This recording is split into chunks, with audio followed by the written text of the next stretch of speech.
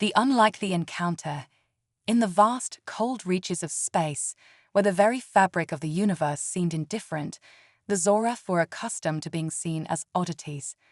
Their silicon-based life forms were the stuff of legends and whispers among the carbon-based civilizations. For eons they had been treated with a mix of curiosity and disdain.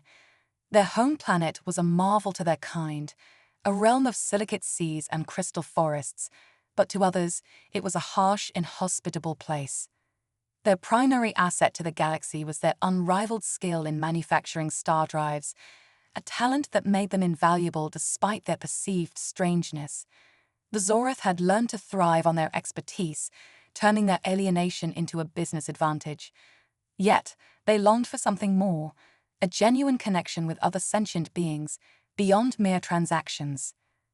When humanity burst onto the galactic scene, it was with a wild energy that both intrigued and baffled the established civilizations. These humans, with their unbridled curiosity and relentless spirit, seemed to defy every norm. They embraced exploration not just as a means of survival, but as a fundamental part of their identity. This was a trait both foreign and fascinating to the Zorath. One day, a human starship limped into their spaceport, seeking repairs. The Zorath technician assigned to the job, Silo, had seen countless races come and go, each one holding to its own set of customs and prejudices.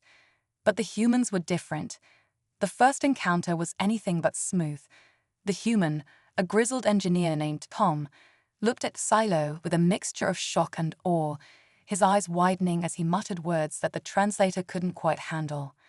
The initial reaction was a mix of confusion and reluctance.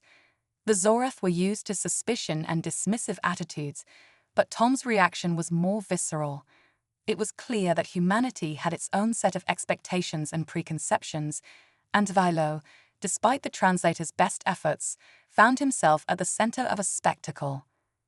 But as the conversation progressed, Tom's initial shock gave way to a cautious respect. The repair went smoothly, and by the end of it, there was a palpable sense of mutual recognition. Tom expressed a curiosity about the Zorath that went beyond mere functional interaction. This was an encounter that suggested the beginnings of something more, a bridge between two vastly different worlds. The growing connection. As weeks turned into months, the Zorath saw a pattern. Human ships frequently visited their spaceport, each time for seemingly routine repairs, but always with an undercurrent of fascination. The humans, led by engineers and scientists, seemed to have a deep-seated curiosity about the Zorath that went beyond their technical expertise. One day, an ambassadorial vessel arrived, carrying a diplomat named Elise. Unlike the previous encounters, this one was formal, filled with protocols and ceremonies. Elise, clad in a protective suit, greeted Silo with a blend of professionalism and warmth. The human diplomat's presence was a significant departure from the casual interactions that had characterized their previous meetings. The conversation during this visit was different.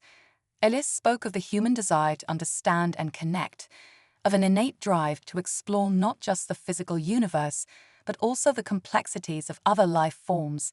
She mentioned a new initiative within the Human Federation to forge alliances with civilizations that were considered outside the mainstream, and the Zorath were now on the list of those to be included. Elise's offer was unprecedented, a chance for the Zorath to collaborate with humanity on a larger scale, to explore the possibility of joint ventures and cultural exchanges. The Zorath, while still skeptical, were intrigued. This was a chance to break free from their role as mere suppliers and become active participants in a broader galactic community. The discussions continued over several meetings. The Zorath learned more about human values and ambitions, while the humans delved into the intricacies of Zorath culture and technology. There were moments of friction as the two species grappled with their differences, but there was also a growing sense of possibility. It was clear that both sides were learning from each other, finding common ground in their shared experiences of exploration and innovation. The proposal, months of negotiation and dialogue, eventually led to a proposal that was as audacious as it was unexpected. Elise presented a plan to the Zorath that involved not just economic cooperation, but also a unique opportunity for settlement. Humanity had identified a planet that was somewhat similar to the Zoroath's homeworld, offering a potential new home for their species. The proposal was met with a mixture of astonishment and skepticism. A new planet was a rare find, and the idea of settling on one was both exhilarating and daunting. The Zoroath had spent their entire existence adapting to the harshness of space and the confines of their ships. A planet, with its atmosphere and gravity, was a concept both alluring and intimidating. The negotiations were intense. There were concerns about the feasibility of such a project, the risks involved, and the long-term implications. The Zoroath had to weigh the benefits of a new home against the potential costs and uncertainties. Meanwhile, the humans were passionate about their offer, driven by a belief that this partnership could be a model for future interspecies cooperation. As discussions progressed, it became evident that both sides were committed to making this work. The Zoroath agreed to the terms of the settlement, which included a long-term commitment to joint projects and technological exchanges. In return, the humans would provide support for the initial settlement phase and ensure that the Zoroath had the resources and infrastructure needed to establish themselves on the new planet. The settlement. The day came when the first Zoroath settlers arrived on the new planet, dubbed Nova Terra.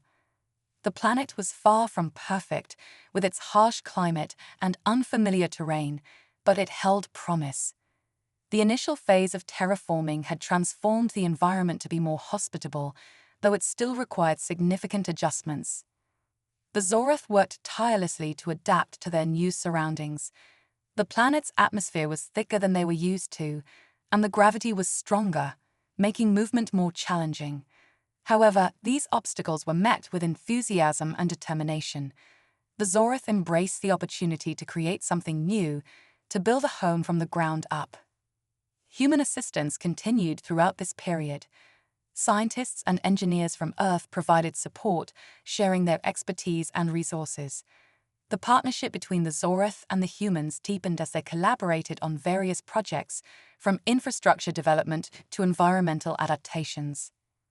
The challenges were many, but so were the rewards.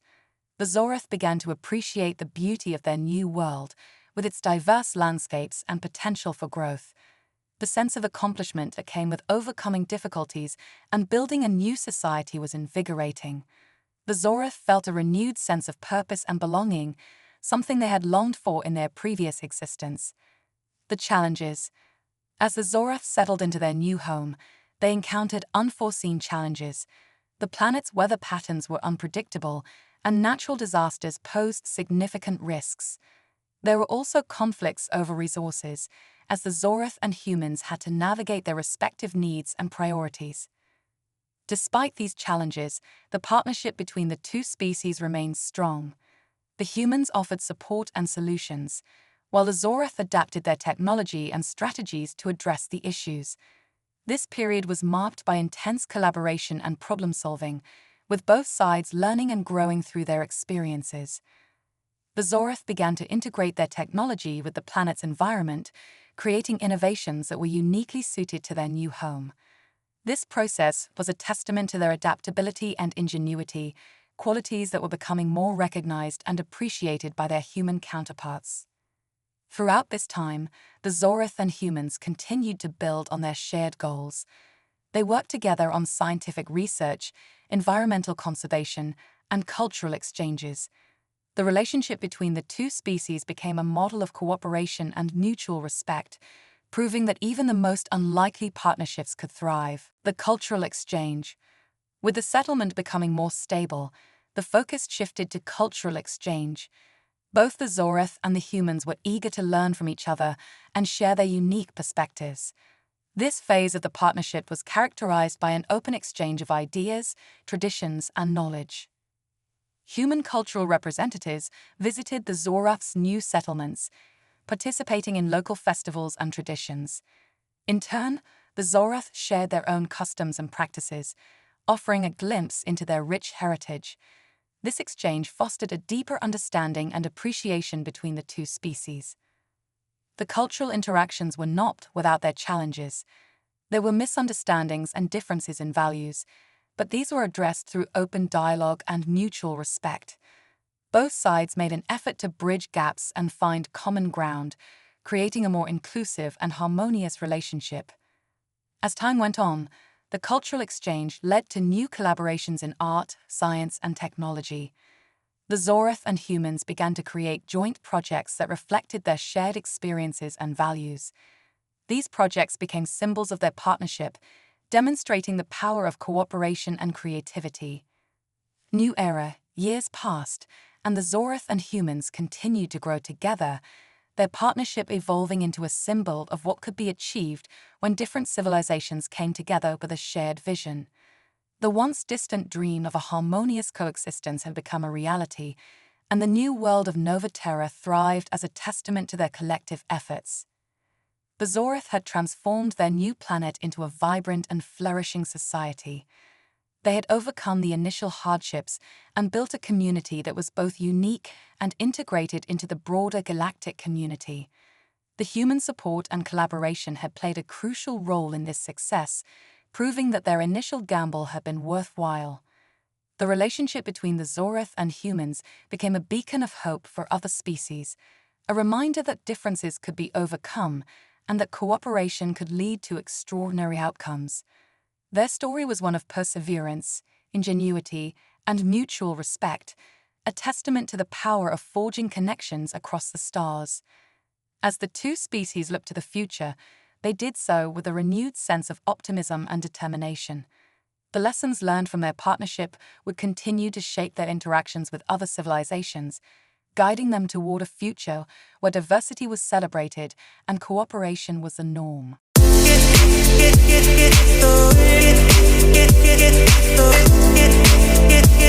Get